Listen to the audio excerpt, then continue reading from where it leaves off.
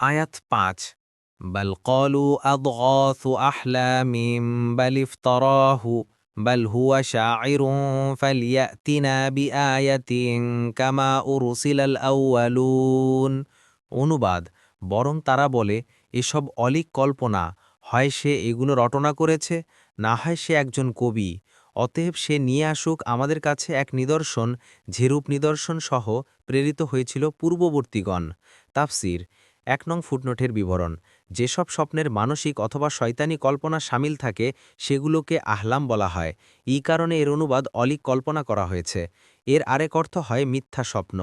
ফাথুল কাদির: অর্থাৎ অবিশ্বাসীরা প্রথমে কোরআনকে জাদু বলেছে, এরপর আরও অগ্রসর হয়ে বলতে শুরু করেছে যে এটা আল্লাহর বিরুদ্ধে মিথ্যা উদ্ভাবন ও অপবাদ, যেইটা তার কালাম।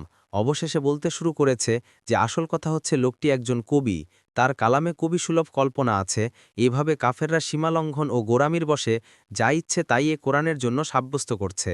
যেমন অন্য আয়াতে আল্লাহ বলেছেন, দেখুন তারা আপনার কি উপমা দেয়, ফলে তারা পথভ্রষ্ট হয়েছে, সুতরাং তারা পথ পাবে না। সূরা আল ইসরা ৪৮। ইবন কাসির।